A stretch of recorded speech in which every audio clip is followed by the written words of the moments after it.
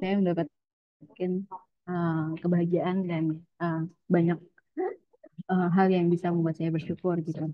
Uh, jadi itu adalah kota Klaten. Gitu.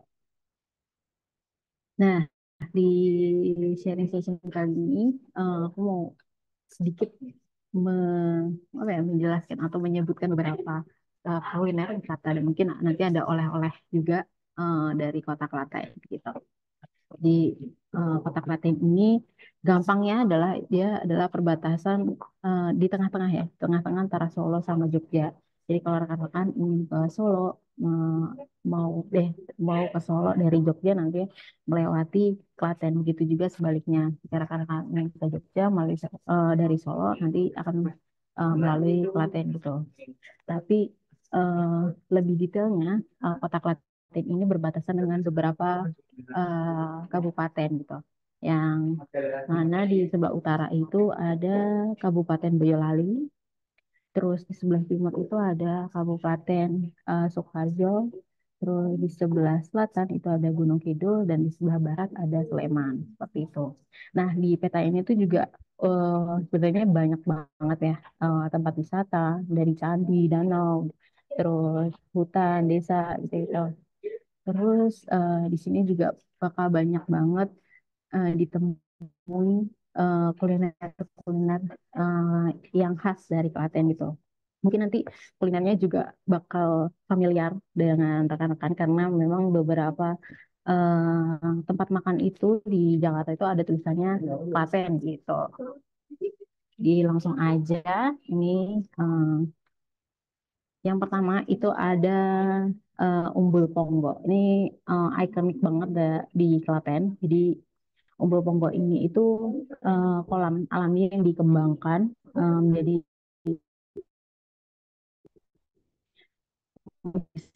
wisata snorkeling gitu. Unik karena terdiri dari pasir yang luas, kemudian ada bebatuan gitu dan banyak ikannya. Tapi walaupun banyak ikannya, air dari kolam apa Umbul Ponggo ini tuh tidak tidak amis gitu karena memang di Klaten ini apalagi yang digunakan di umbul-umbul di Klaten itu adalah air alami yang mengalir terus gitu. Nah, untuk masuk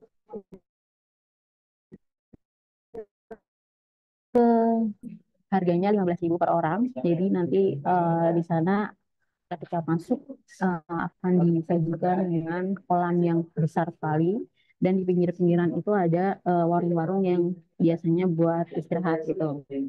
Keunggulannya apa dari Umbul Ponggo? Kenapa Umbul Ponggo ini tuh bisa terkenal gitu ya? Umbul Ponggo ini menyajikan atau menawarkan gitu ya, menawarkan foto di dasar umbul gitu. Nah, ini tuh salah satu contohnya. Jadi em, dari dari Umbu Pongo ini tuh bisa foto seperti ini, bisa bawa TV, bisa bawa tenda, bisa bawa laptop, bisa bawa motor gitu ya.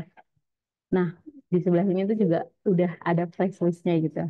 Jadi di Umbu Pongo itu juga ada paket buat priwet gitu. Siapa tahu ingin priwet dengan aktivitas yang berbeda gitu bisa ke Umbu Pongo. Nah, ini udah ada price listnya. Nanti eh, mungkin yang paling mahal ya itu priwet sih.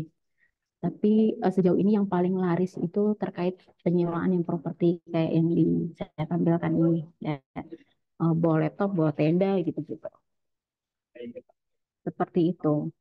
Kemudian selanjutnya itu ada Rowo Jombor.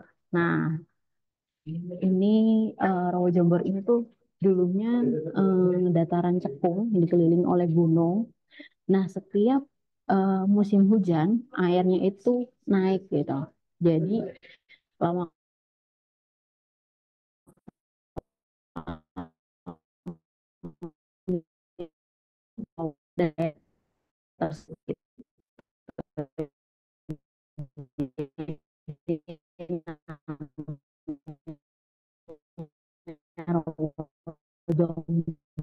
di warga dan ada pertanian juga gitu. Tapi karena tadi musim hujan ketika musim hujan itu dia naik terus, maka airnya itu semakin meluap dan melebar. Nah, di sini makanya di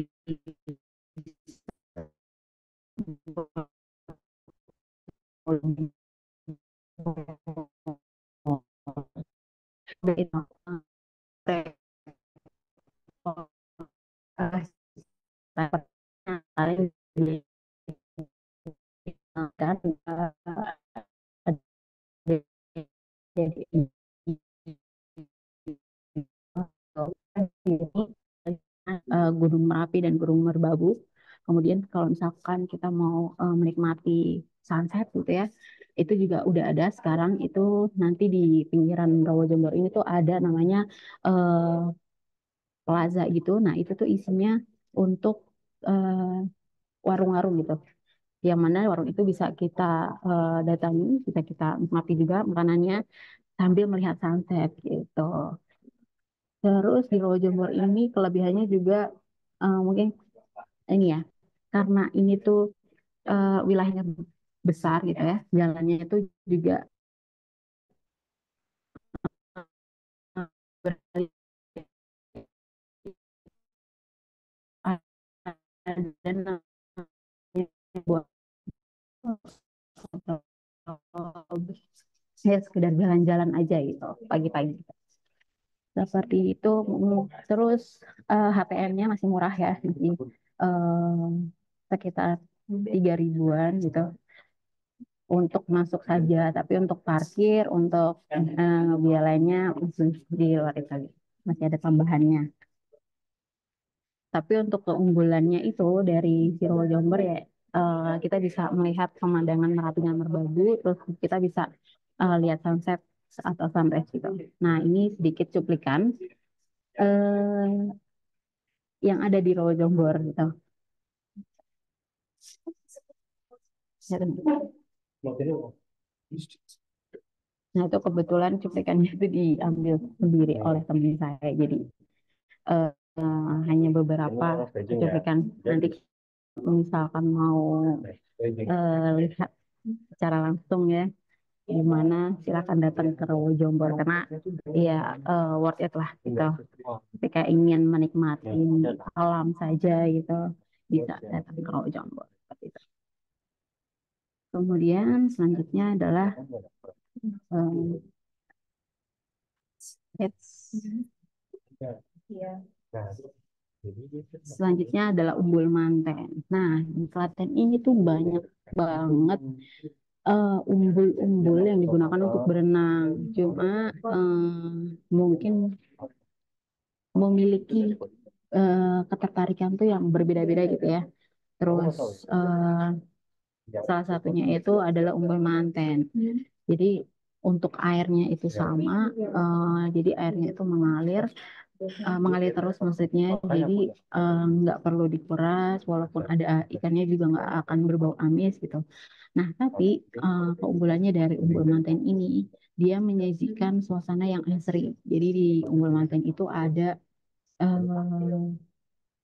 pohon yang rindang. Jadi ketika berenang di sana itu tuh lebih terasa gitu asrinya dan pengunjung itu merasa lebih rileks gitu. Nah, untuk masuk ke Umbul Manten ini terakhir itu adalah 10 ribu di luar parkir dan lain-lainnya gitu.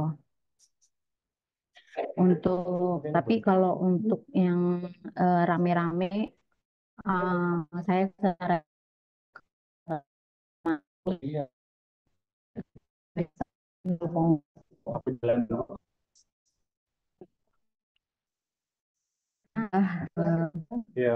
Candi Pelausan. Nah, Candi Pelausan ini tuh sebenarnya nggak jauh dari Candi Prambanan gitu. Karena kita juga udah tahu, udah sering tahu gitu ya eh, tentang Candi Prambanan.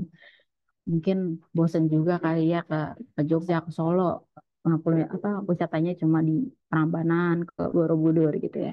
Padahal di daerah sana itu banyak banget candi-candi yang mungkin bisa didatangi. Salah satunya itu adalah Candi Pelausan gitu. Cerita singkatnya itu, Candi Pelausan itu didirikan oleh Ratu Sri Kaluhuran dan suaminya itu namanya Reken. ikatan itu. Jadi sejarahnya antara kedua sejoli ini tuh memiliki agama yang berbeda gitu dan ditentang oleh kedua orang tuanya karena usahanya gitu ya. Akhirnya tuh kedua orang tuanya merestui dan dari kedua sejoli ini tuh membangun sebuah candi yang eh, dipercaya gitu ya. Cinta mereka tuh abadi gitu. Jadi diabadikan di sebuah candi gitu. Untuk datang ke Candi Pelausan ini tuh saya lebih rekomendasi dari siang ke sore karena suasananya di sana eh, lebih enak ketika sore karena awannya itu biasanya kalau sore lebih indah ya sunset gitu kan. Nah, lagi-lagi HTM-nya itu masih murah, tergolong murah karena 3 ribuan aja gitu. Terus selanjutnya ada, nah ini termasuk wisata Kota Klaten yang baru ya, baru tahun lalu kalau nggak salah. Jadi eh, Gir Pasang ini tuh ada eh, gondolanya buat menikmati alam-alam di Gir Pasang. Jadi di sekitarnya itu adalah pohon-pohon rindang, kayak hutan, semacam sungai gitu. Nah, di sana itu kita bisa menikmati alam dengan menaiki gondola dan di sana tuh juga ada kafenya untuk menikmati makanan sambil gimana ya, melihat atau merasakan keasrian dari eh, wilayah Girpasang ini gitu. Untuk HTM-nya itu masuk ke Girpasangnya, masuk ke Girpasangnya itu 3 ribu. Terus naik gondolanya ini yang 60 ribu. Nah, ini ada dua jenis gondola. Yang pertama itu gondola yang sering kita lihat yang ada pintunya gitu. Yang kedua itu ada gondola yang dikelola oleh masyarakat, tapi eh, bentuknya kurang aman gitu. Jadi mungkin bisa naik gondola yang kita ketahui saja itu. Tapi kalau memang mau merasakan yang uh, hal apa ya, hal yang berbeda gitu, mungkin bisa mencoba menaiki gondola yang dikelola oleh masyarakat. Selanjutnya adalah kita masuk ke kulinernya nih, kulinernya Kota Klaten. Apa sih kulinernya Kota Klaten itu ya? Nah, yang pertama ini mungkin orang-orang di Jogja mungkin ya, Jogja juga ada beberapa gitu atau Solo gitu udah ditemukan banyak. Cuma aslinya ciri khasnya itu ciri khas dari Pedan Klaten di daerah rumah saya gitu. Jadi kepal ini tuh berasal dari eh, nama ya kepalnya itu berasal dari kepalan tangan. Jadi ketika membuat itu dia eh, di apa kayak bikin bakso gitu, dikepal gitu, di kepalan tangan gitu, baru dipotong-potong gitu. Nah, untuk bahannya sendiri itu cukup simpel ya, karena hanya tepung terigu, tapioka, terus bawang merah, bawang putih, garam, dan merica gitu. Nah, untuk kepal ini sendiri itu eh, ada dua tipe ya, atau yang bisa kita nikmati itu yang pertama itu digoreng sama dibakar. Biasanya itu eh, kita menikmatinya ini tuh bersama keluarga atau teman gitu ya. Kalau lagi kumpul-kumpul gitu enaknya tuh paling enak itu. Paling enak adalah menikmati kepal ini gitu. Mungkin kalau ada yang penasaran bisa dicoba. Tadi bahannya itu tepung terigu, terus tapioka, bawang merah, bawang putih, kemudian garam dan merica gitu. Kemudian digoreng dulu. Kalau mau dibakar ya digoreng dulu baru dibakar gitu. Untuk harganya kalau di Pedan itu ke 5 ribu itu udah dapet kresek yang kecil gitu. Jadi banyak banget gitu. Kalau misalkan buat kumpul-kumpul biasanya kita tuh 10 ribu aja udah yang semuanya itu udah kenyang gitu. Gitu. Yang kedua adalah getuk Yoko. Nah, mungkin getuk-getuk yang lain itu juga eh, sudah ada dan enak gitu ya. Cuma bedanya yang di Klaten ini, lebih tepatnya Getuk Yoko yang ada di Ceper, Klaten itu tuh dia memiliki ciri khas sendiri. Nah, ciri khasnya tuh apa?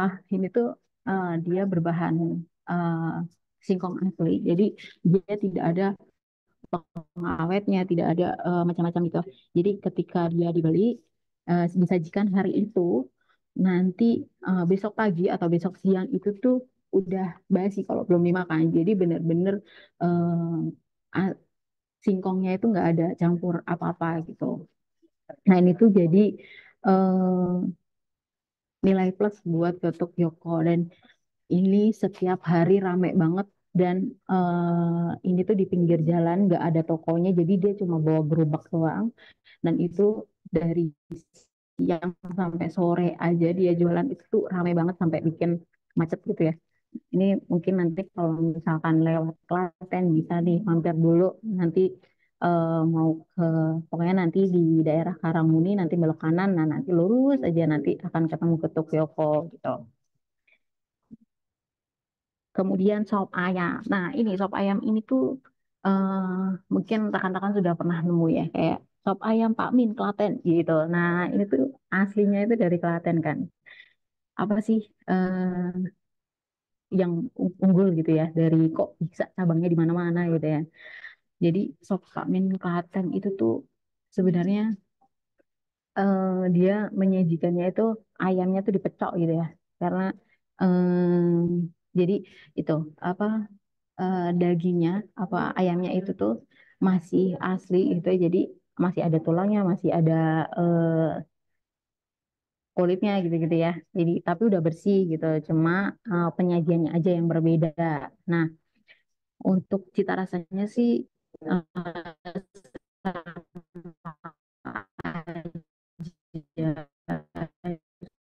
cuma mungkin kali dan kuahnya mungkin lebih bening gitu ya karena kalau di Klaten itu baik soto maupun sop itu kuahnya itu bening gitu karena kan biasanya di tiap daerah tuh ada berbeda-beda ya kuahnya ya. Kayak ada yang kental gitu atau ada yang coklat gitu nah tapi kalau yang di Klaten ini dia lebih ke bening gitu tapi tetap gurih.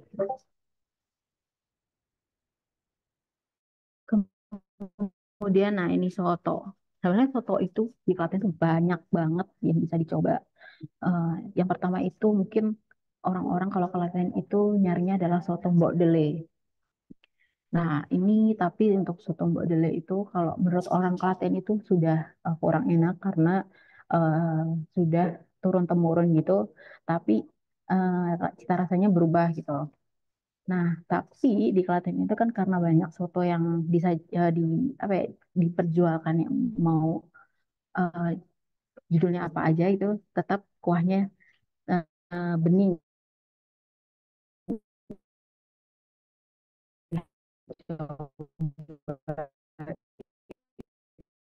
Itu ada atau batok. Jadi per batok ini tuh harganya 5.000 kalau nggak salah. Terus nanti di situ tuh ada pilihannya mau soto ayam atau soto sapi gitu. Ini biasanya buka dari pagi itu jam 6 nanti jam 9 atau jam 10 udah habis.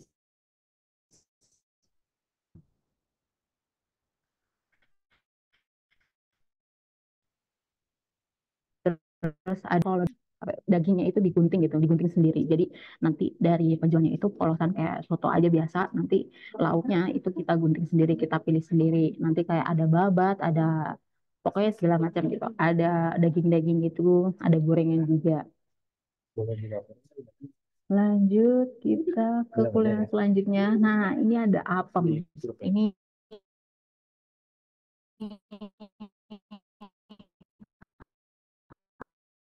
oh,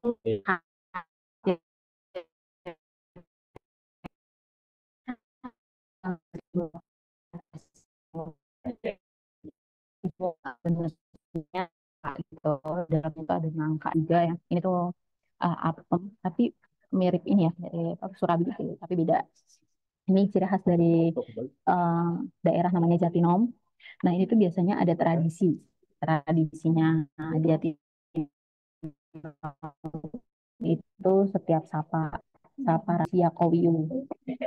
Jadi, nah ini tuh kayak gini, apa gambarannya ya ketika Yakowiu.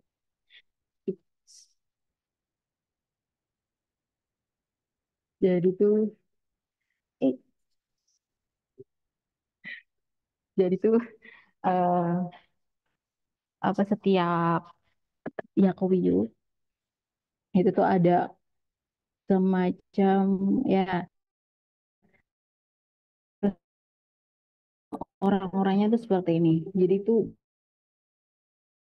dari berbagai tuh ke sini untuk mendapatkan apem.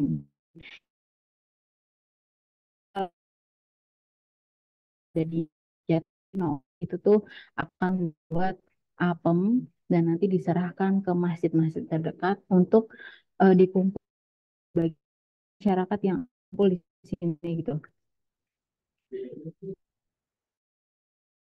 Eh, Sebar bisa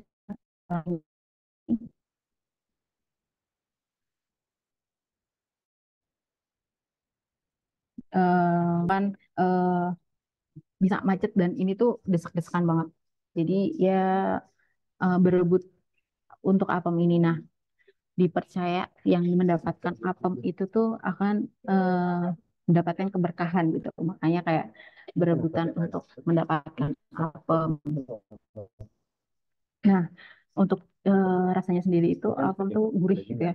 Ada yang polos, ada yang nangka juga gitu. Nah, nangkanya tuh biasanya di dalam si apem ini gitu. Terus ada juga sekarang variasinya banyak kayak ada coklat, ada keju gitu. Nah, di Jatinong ini nggak cuma pas tradisi Yakowiyo aja, cuma ya pas hari-hari biasa tuh juga ada yang jual, tapi pagi-pagi gitu. Kalau udah siang atau sore atau malam itu udah nggak ada seperti itu. Kemudian selanjutnya adalah dawet bayat. Mungkin apa ya? Di sini juga ada dawet gitu ya, tapi kalau di dawet bayat ini tuh karena udah turun temurun dari cita rasa, terus dari perdagangannya juga itu tuh dari turun temurun masih sama dan perbedaannya tuh apa gitu ya? Perbedaannya tuh sebenarnya ada di eh, toppingnya. Jadi toppingnya itu bisa nangka atau nangka sate seperti yang digambar itu gitu.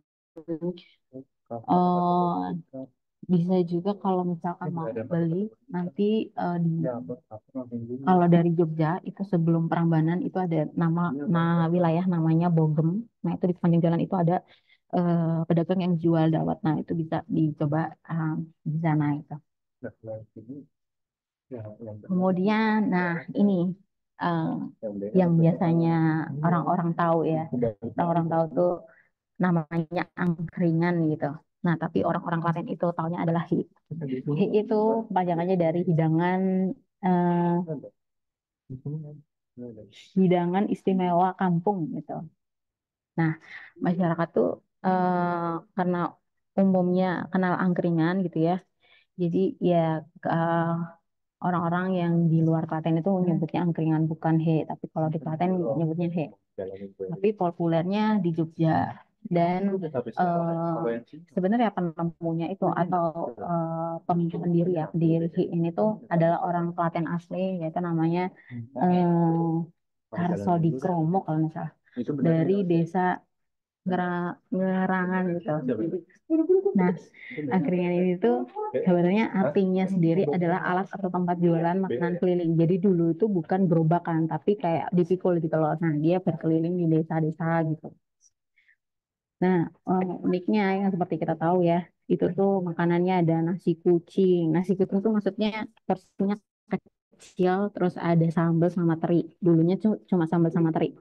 Terus makin ke sini makin berkembang ya. Jadi ada toppingnya tuh masih ada banyak gitu. Jadi kalau sekarang udah banyak kayak sate-satean, terus mungkin ada gorengan juga, ada wedangan juga di gitu kan. Nah, tapi aslinya dulu itu adalah yang dijual adalah makanan yang berprotein, intinya seperti itu. Terus Ini yang selanjutnya itu adalah oleh-oleh Kota Klaten. Nah, oleh-oleh Kota Klaten ini tuh sebenarnya banyak ya. Cuma mungkin yang udah banyak diketahui orang, tapi jarang juga masih diketahui di mana sih belinya gitu ya. Karena orang-orang tuh make kayak misalnya di Jogja itu ada tukang parkir atau Pak Beca atau orang-orang yang ada di Jogja itu pakai lurik. Nah, luriknya itu seperti yang di bawah ini ya. Jadi luriknya tuh cuma garis-garis warna coklat dan orang kuning. Sedangkan aslinya itu lurik itu tuh banyak banget motifnya, banyak banget jenisnya gitu. Nah, lurik ini tuh sebenarnya beragam banget ya kan. Dari harganya tuh mulai dari 17.000 sampai 70-an ribu per meter gitu. Jadi paling mahal itu setahu aku tuh 70.000 per meter. Tuh. Tingkatan ini tuh ya tadi dinilai dari bahannya, jenis benangnya sama motif yang dihasilkan karena pembuatan lurik sendiri dari eh, khususnya dari lurik Prasojo ya, dari lurik Prasojo itu masih ada yang tenun manual gitu. Jadi di pabriknya itu ada karyawan-karyawan yang khusus untuk menenun manual. Nah, untuk belinya itu bisa di online atau di pabriknya langsung. Nah, pabrik ini kebetulan ada di dekat rumah saya. Jadi ada di daerah Pedan, Klaten. Jadi mungkin nanti kalau misalkan mau ke sana, eh, bisa nanti saya temenin. Terus nanti bisa juga menikmati ini di dalam itu tuh bisa lihat-lihat juga kain-kainnya yang dihasilkan. Nggak beli pun nggak apa-apa. Kita lihat-lihat aja gitu. Kita pengen tahu gitu tuh boleh gitu. Di sana juga nggak cuma jual kain, jadi jual barang jadi gitu juga udah ada cuma dengan harga yang berbeda gitu. Terus next ini last but not least ya. Ini terakhir ini. Jadi oleh-oleh kota Klaten itu yang mungkin eh, orang-orang mikir keripik mah banyak ya. Nggak cuma di Klaten doang gitu. Cuma yang berbeda adalah khususnya di daerah saya itu di daerah Medan itu tuh ada keripik. Nah, keripiknya tuh kayak paru, belut, terus ada tempe gitu itu ya pokoknya keripik kulit gitu juga ada. Nah, itu tuh dibuat by order. Jadi ketika misal hari ini bilang penjualnya, Mbak, saya mau pesen keripik gitu. Baru dibuatkan. Besok pagi udah bisa dibawa dan dibawa pulang gitu. Jadi kesannya itu fresh from the oven gitu. Itu. Terus biasanya keripik-keripik ini tuh juga dibikin harganya tuh berbeda-beda. Ada yang 5.000, ada yang 10.000, tergantung pengemasannya gitu. Jadi nanti bisa ketika mau pesan gitu ya,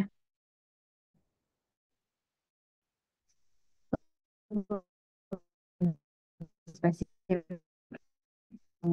nanti tuh bisa di request aja. Nah, untuk yang biasanya yang laris gitu ya, yang paling diminati oleh orang-orang itu tuh adalah keripik tempenya sih. Jadi keripik tempenya itu dari Medan itu lebih mungkin lebih renyah gitu ya. Kalau dimakan juga lebih kerasa gitu, kayak kriuk gitu. Gitu sih. Eh,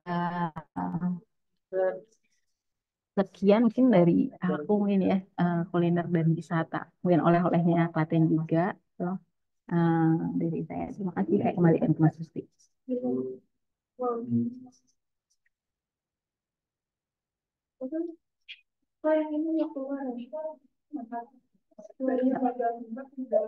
Mas Susti nggak ada ya?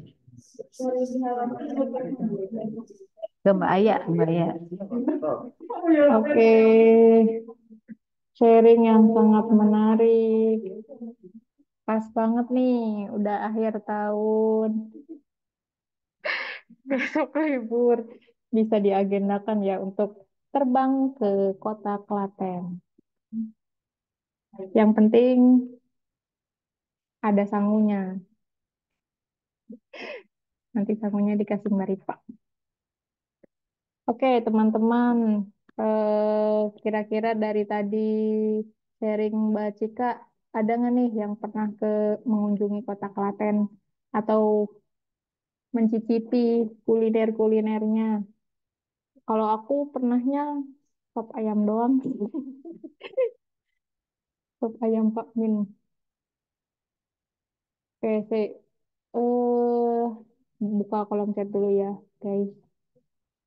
HIK itu singkatan apa? Hidangan istimewa kampung. Hidangan istimewa kota nggak sih? Kampung.